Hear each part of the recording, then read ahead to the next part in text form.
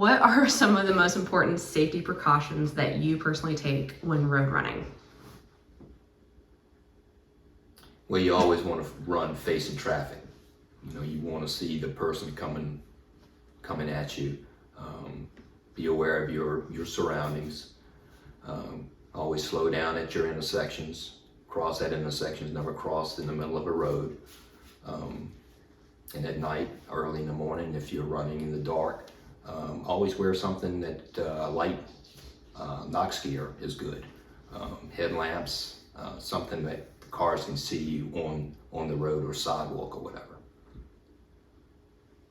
I would say when you're at an intersection, Donnie said slow down. I agree with that. If there's clearly no traffic coming and you cross against a red light, if you're running at a time when there's not a lot of traffic at an intersection or on a road that's not heavily traveled, you may not have to physically stop at that light, but if you're in an area where there's a lot of traffic, you never know when somebody's going to pull out, and always give the light an extra couple seconds because there are going to be people that are going to pull through that light or go through that light. And I always, if I'm stopped, I'm always eyeing the person and making sure, to the point where I've tapped on cars to make sure that the driver sees me, because they want to turn right on red. And so they're looking left for oncoming traffic, and you're waiting for them and they don't see you. So that would be my recommendation.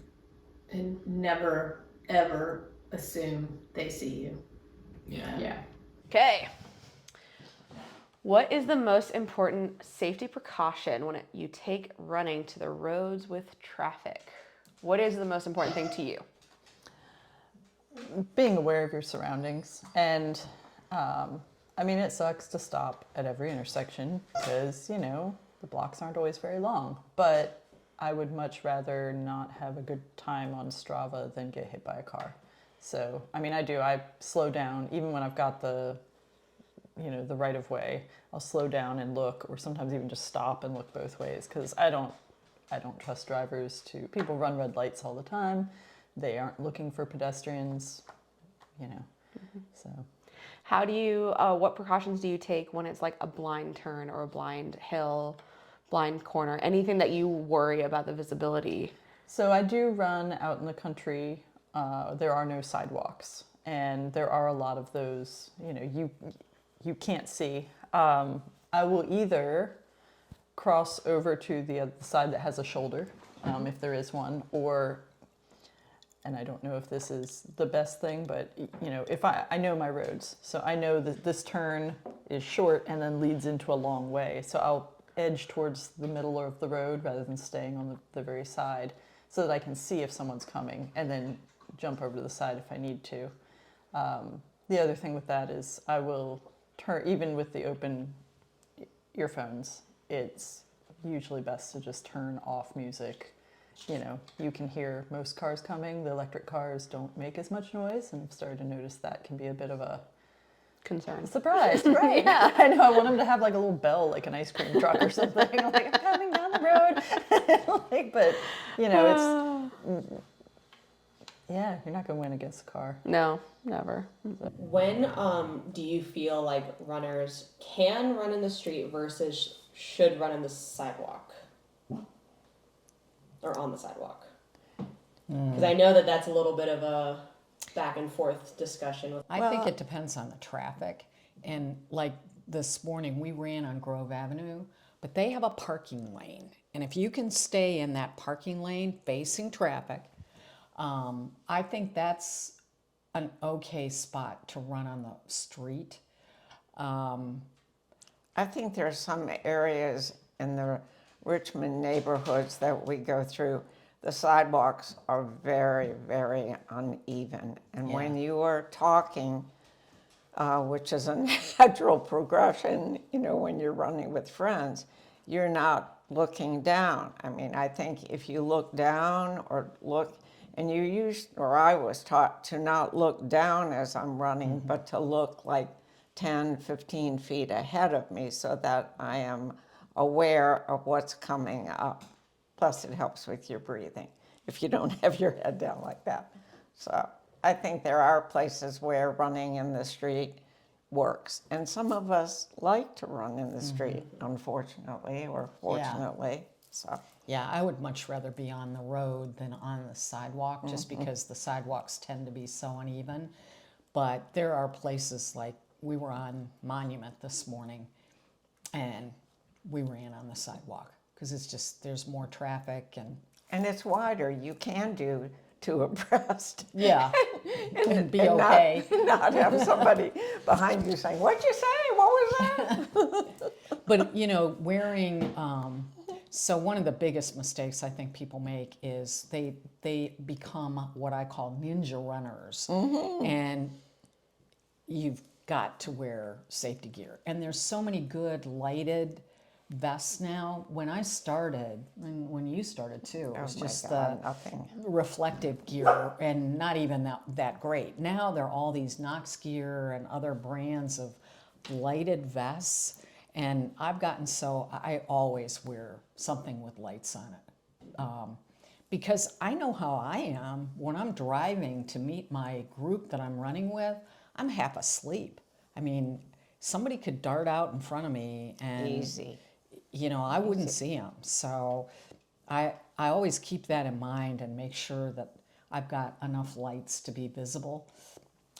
Even running facing traffic, I still want to make sure I'm visible. And black is very slimming, and we all want to look good when we're on the street. But you have to have safety gear. You have to have safety. Another thing that you said, Anna, about going out to run is, I can't remember what the question was, but being prepared, like having hydration with you, having your goo or whatever. You cannot rely on all the SAG stops to have what you need. So being prepared when you go out for your run, I think, is part of safety also. How do you make yourself more visible to drivers? I know we've already talked about this a little bit, but like, I love bright colors. that is true. You do wear a lot of I do bright wear colors. A lot of bright colors. Part of that is, you know, just a preference, but you know, on a rainy day, I'll make sure to wear a really bright hat because I know that that's going to be more in the line of sight. Trying to make sure that if I'm not wearing a Knox gear because it's not nighttime, making sure that I'm look visible. I mean, all black is cool and sleek, but save it for the gym. You know? Like, you got to be seen. I like it. How do you make yourselves visible to drivers? I'm much like Donnie. I look like a Christmas tree during my pre-dawn runs. Headlamp, front and back. I light up, but it also has reflective, and I think it sort of depends on where you are. I also, and when I say it depends on where you are, if you're running somewhere you think is well lit, I can guarantee you, while it looks well lit to you, you're not as visible to a driver as you think you are. And that's something to be really aware of. But lighter color clothes, reflective if you can, and not just the little tiny reflective piece on the shirt on the back. It needs to be something that literally lights up if it's not physically lit. And again, I never assume somebody sees you, and also never assume that they're paying attention, which is really a bad thing to say, but this day and age, you can't assume that they're paying attention to driving.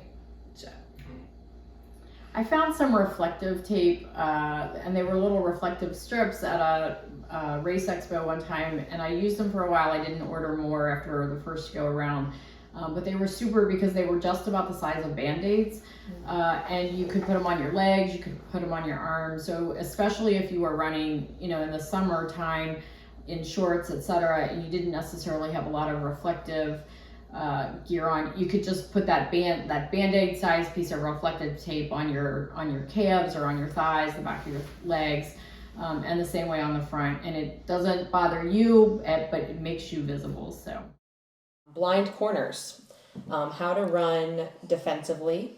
How are you aware that it is a blind corner? Like, what are the things that you kind of look out for in terms of either turning, or there's at the top of the hill if you're about to cross the street? What are some things to look out for, be aware of? How do you adjust to that? Well, we get our routes, days in advance, and I will usually go over it. If I'm not familiar, then I'll drive the route to make sure. I think if you're with a group and you're talking, you have to be very much aware. If you're getting ready to do a blind or a sharp corner, something, I think slowing down and not going at your regular pace. So, Yeah, I would agree with all of that. You've just got to be very, very attentive and aware of your surroundings at that point. And just really, really pay attention. And also, when I say be aware of your surroundings, look to the side and see if somebody started coming at you. Do you have a shoulder? Are you going to be jumping into a ditch? What are you going to have to do to avoid getting hit by a car? And just make a plan in your mind for how you're going to deal with that. Even if it is a ditch, just think about, I'm going to run down into the ditch. or dive into it. Or dive into it. Or roll into it. Yeah, stop, drop, and roll. Yeah. We used to talk about that when the marathon used to. And at the end of Carrie Street 1,000 years ago, that's what we used to say. If you can just get to the top of Carrie Street, then you can just stop, drop, and roll, and there you are at the finish line. Would that was was always part of always our- possible. Yeah. That was part of our trainings, our marathon trainings. Yeah, that was just part of our before the marathon spiel. Pre-marathon spiel. So. What should you do if a driver seems distracted or unsafe next to you or by you? Wait till they go. Just stop. Just until they go. I like it. Let's do that. Just stop. I've seen people on a car or something, but that's just, what if they jump and hit the gas? Yeah. No. Just have some grace. Walk away. Tie my shoe, drink some water, fix my ponytail. I don't know. Let them go. Wait till they're gone. What are some tips for crossing the road safely with a group and without that you personally use? Always stopping and looking both ways. Stop. Hey, wait, that's about something else. Never mind. By myself, it's looking both ways and making sure that I either have the right of way or, if I don't have the little walking man, it better be an empty road as far as I can see. With a group, it can be hard because once people start going, they're like lemmings. Everyone keeps going, and you can have a really big group. I do see a lot of the times people try to be really nice and they're like, just go ahead. And I'm like, no, because the lane next to you Still may not has be to, stopped. exactly. You may get tired of waiting for the 45 people that are coming, and some of them are a little slower and some of them are darting across. So, just using the patience rather than trying to run on, for the best time. What is the proper etiquette for runners on the road? No four abreast. That is a priceless poster that should be bronzed and hung It at should Sports be. Backers in It the Hall of should be. Fame. Should be, no doubt about it. I'm not sure of that. Run facing traffic. And we had an example today too, where we were crossing an intersection and the guy stopped and we waved him on.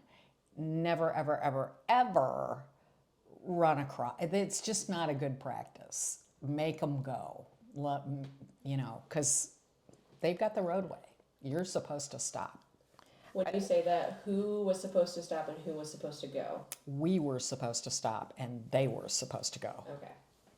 I think that Sports Backers does an incredible job on safety. Nothing is more important to them than safety. Nothing. And I think that all of the coaches are very much aware of that, and it's drilled into you.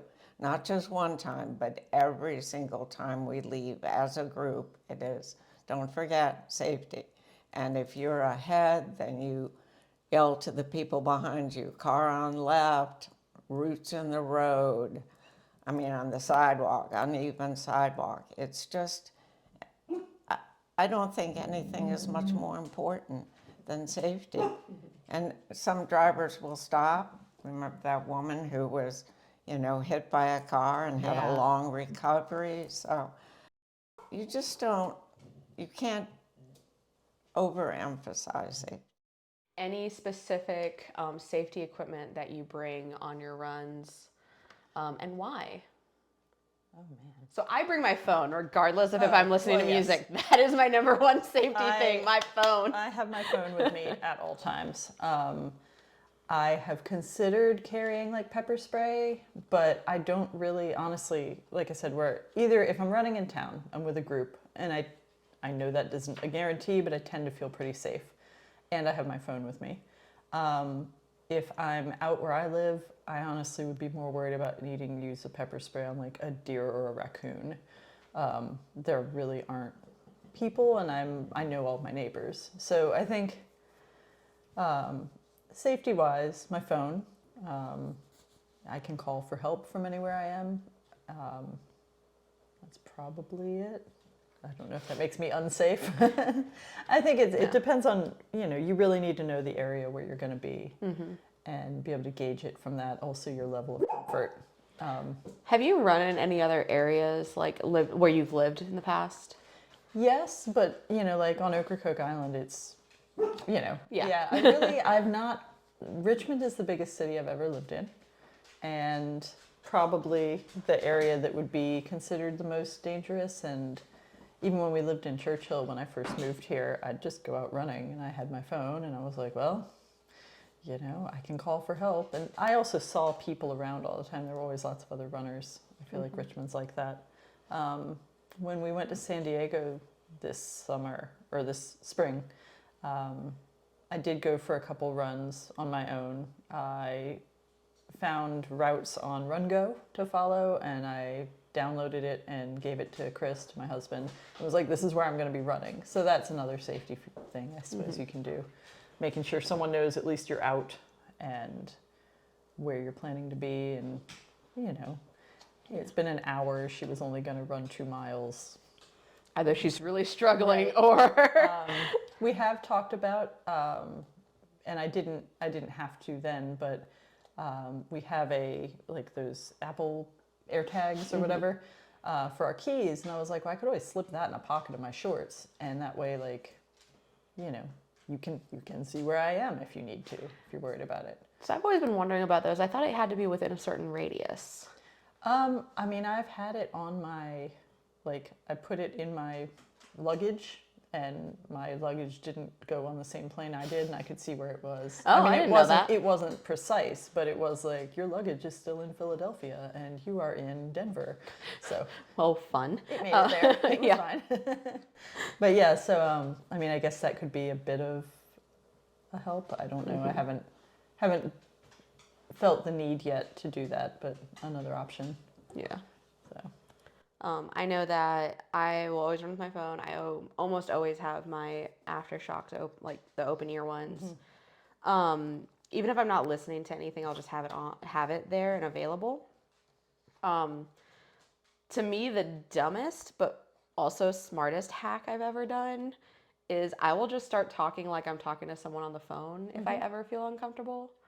Growing up, I used to go on the metro a lot to come home from school, and I would call my dad every day at 2:00 as soon as I got out of the school. So as I was walking, and it just became a habit that if I felt uncomfortable, I would either call somebody that I knew was somewhat close, or I would just act like I was talking to somebody. I did work at the 911 center here in Richmond, and it was not unusual, usually at night, but to have usually a woman call and be like, hey, I am walking down, we'd always ask, where are you? It's the first question. I'm walking down 21st Street near Maine. There's a kind of weird guy following me. Can I just stay on the phone with you for a minute or two until I, sure. And so that's a good thing to know. know. Yeah, either doing that or, if you're not comfortable calling, having your phone up and pretending like you're already talking to someone is really I think the nice thing though is that since nowadays like everyone has their earphones in, it makes it a little easier than having to hold your phone there. Right. You know them young people with those AirPods. I'm old.